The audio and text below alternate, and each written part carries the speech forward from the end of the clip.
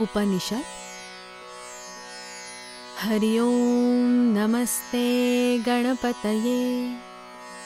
त्वमेव प्रत्यक्षं तत्त्वमसि।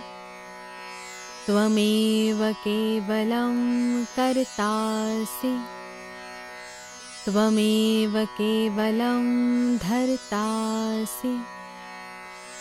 त्वमेव केवलं हर्तासि। त्वमेव सर्वं खल्विदं ब्रह्मासि।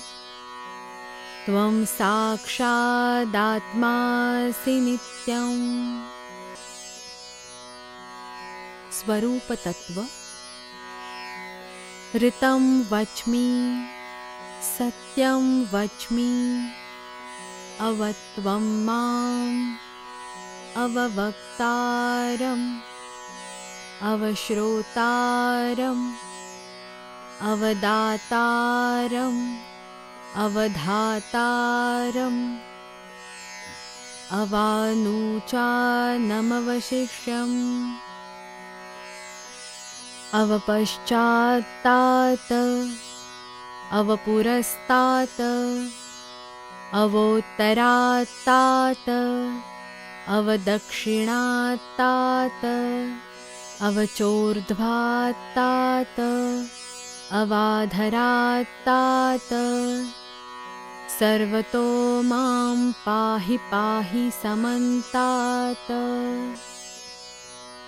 त्वं वाङ्मयस्त्वं चिन्मयः। त्वम् आनन्दमयस्त्वं ब्रह्ममयः। त्वं सच्चिदानन्दाद्वितीयोऽसि। त्वं प्रत्यक्षं ब्रह्मासि। त्वं ज्ञानमयो विज्ञानमयोऽसि। सर्वं जगदिदं त्वत्तो जायते। सर्वं जगदिदं त्वत्तस्तिष्ठति। सर्वं जगदिदं त्वयि लयमेष्यति। सर्वं जगदिदं त्वयि प्रत्येति। त्वं भूमिरापो नलो नीलो नभः। त्वं चत्वारि वाक्पदानि। त्वं गुणत्रयातीतः। त्वमवस्थात्रयातीतः। त्वं देहत्रयातीतः। त्वं कालत्रयातीतः। त्वं मूलाधारस्थितोऽसि नित्यम्। त्वं शक्तित्रयात्मकः। त्वां योगिनो ध्यायन्ति नित्यम्। त्वं ब्रह्मा त्वं विष्णुस्त्वं रुद्रस्त्वम् इन्द्रस्त्वम् अग्निस्त्वं वायुस्त्वं सूर्यस्त्वं चन्द्रमास्त्वं ब्रह्मभूर्भुवस्वरो। गणेशमन्त्र। गणादिं पूर्वमुच्चार्य वर्णादिं तदनन्तरम् अनुस्वारः परतरः अर्धेन्दुलसितं तारेण रुद्धम् एतत्तव मनुस्वरूपम्। गकारः पूर्वरूपम् अकारो मध्यमरूपम् अनुस्वारश्चान्त्यरूपम् बिन्दुरुत्तररूपम् नादः सन्धानम् संहिता सन्धिः सैषा गणेशविद्या गणकऋषिः निच्रुद्गायत्री छन्दः गणपतिर्देवता। ॐ गं गणपतये नमः। गणेश गायत्री। एकदन्ताय विद्महे वक्रतुण्डाय धीमहि तन्नो दन्तिः प्रचोदयात्। गणेश रूप। एकदन्तं चतुर्हस्तं पाशमङ्कुशधारिणं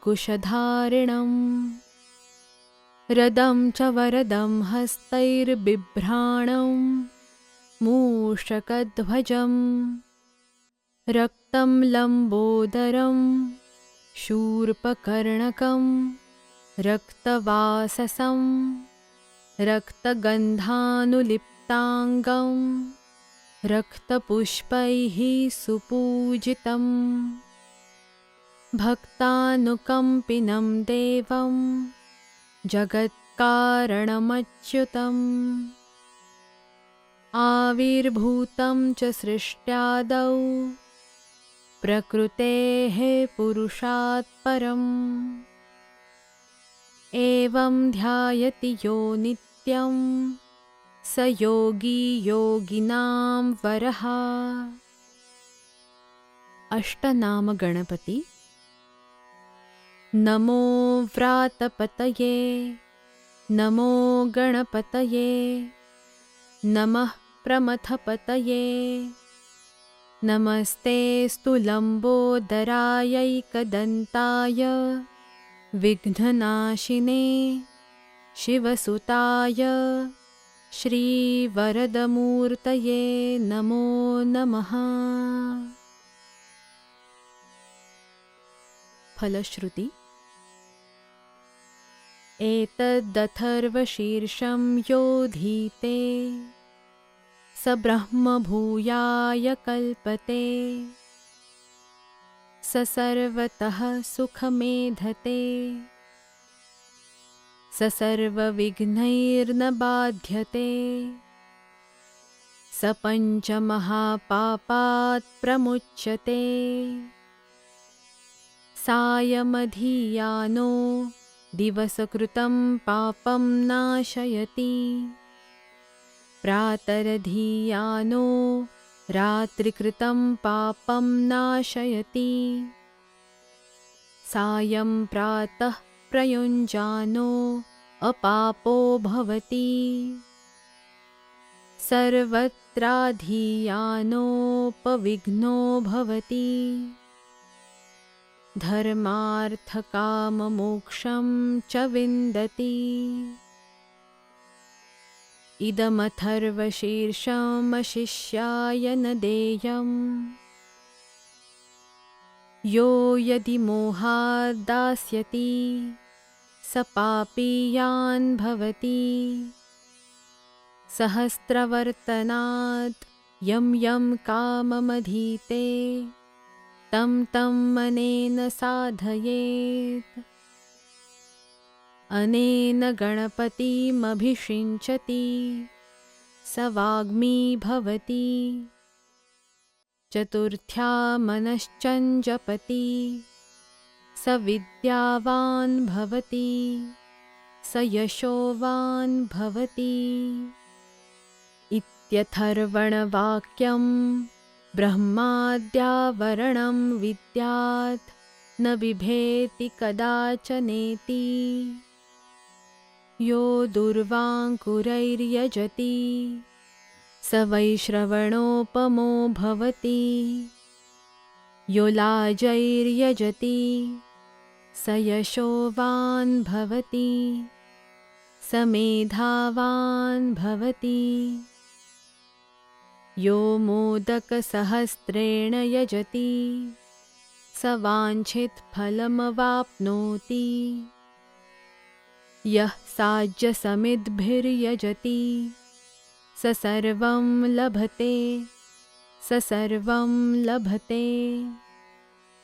अष्टौ ब्राह्मणान् सम्यग् ग्राहयित्वा सूर्यवर्चस्वी भवति सूर्यग्रहे महानद्यां प्रतिमा सन्निधौ वा जप्त्वा सिद्धमन्त्रो भवति महाविघ्नात् प्रमुच्यते महादोषात् प्रमुच्यते महापापात् प्रमुच्यते स सर्वविद् भवति स सर्वविद् भवति य एवं वेद इत्युपनिषत्।